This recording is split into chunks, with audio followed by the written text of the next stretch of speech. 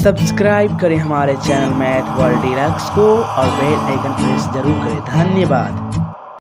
मुहम्मद यही कभी जोरी सुनावा, सुना जो प्रेम पीर गा पावा।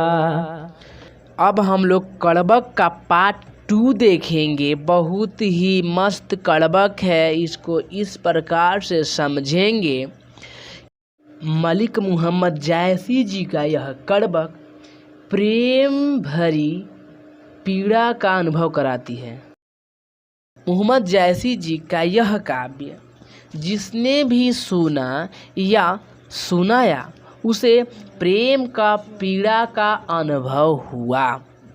यानी कि इतना मस्त काव्य लिखे हैं कि जिसने भी सुना या सुनाया उसे प्रेम का पीड़ा का अनुभव हुआ।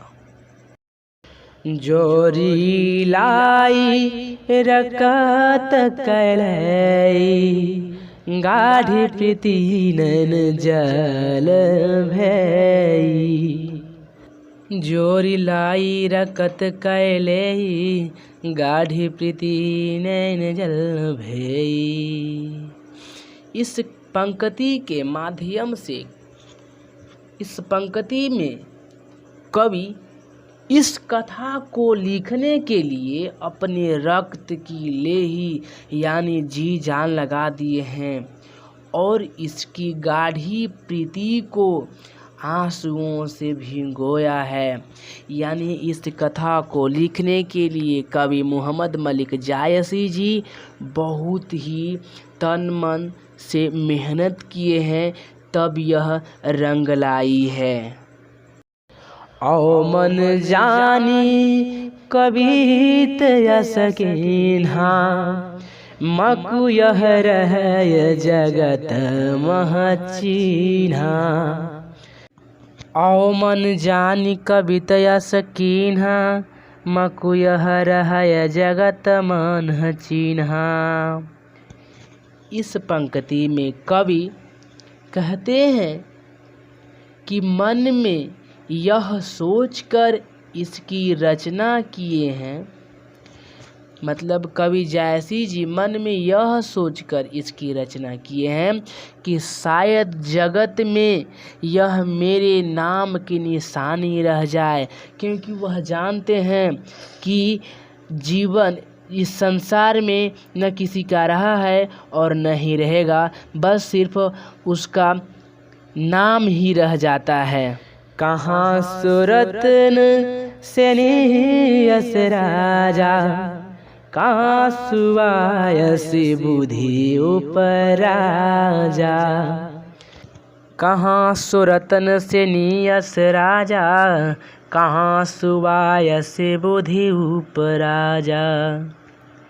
इस पंक्ति के माध्यम से कवि कहते हैं कि कहाँ है वह रत्नसेन जो बहुत बड़ा सम्राट था, कहाँ है वह सुगा जो ऐसी बुद्धि लेकर जन्मा था। मतलब रत्नसेन जो एक बहुत बड़ा सम्राट थे, वह अब आखिर कहाँ है। और वह एक सुगा था यानी तोता था, उसके पास बहुत दिमाग था, तो आखिर वह कहाँ गया, यही बोलते हैं जायसी जी और यही सोचकर लिखते हैं। कहाँ अलाउद्दीन सुल्तानु, कहाँ राघव जय किन्हु बखानु। कहाँ अलाउद्दीन सुल्तानु, कहाँ राघव जय किन बखानु। कवि कहते हैं कि कहाँ है वह अलाउद्दीन खिलजी सुल्तान और कहाँ है वह राघव चेतन जिसने पदीमणि का शाह का बखान किया था। मतलब अलाउद्दीन खिलजी अब कहाँ रह गया है और राघव चेतन वह जो घोड़ा था वह अब कहाँ रह गया है। कहाँ स्वरूप पद्मावती रानी, कोई न रहा जग रही कहानी। कहाँ स्वरूप पद्मावती रानी, कोई न रहा जग रही कहानी। इस पंक्ति के माध्यम से कवि मुहम्मद साहब कहते हैं कि कहाँ है वह सुंदरी रानी पद्मावती, यानी यहाँ कोई न रहा है और न तो कोई रहेगा, सिर्फ और सिर्फ उनकी कहानी रह जाएगी। यही सोचकर अगला पंक्ति में जायसी जी कहते हैं, धनी सो पुरुष जस कीर्ति जासु, फूल मरै पै मरै न बासु। धनी सो पुरुष जस कीर्ति जासु, फूल मरै पै मरै न बासु।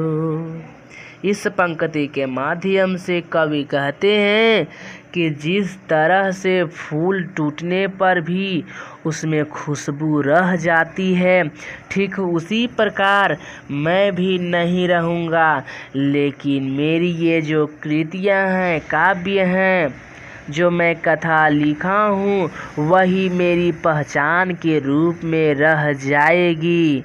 बहुत ही बड़ी सोच रखे हैं जायसी जी और यह जायज़ है। के न जगत जस बेचा, के न लिह जस मोह, जो यह पढ़े कहानी, हम समरया दुई बोल।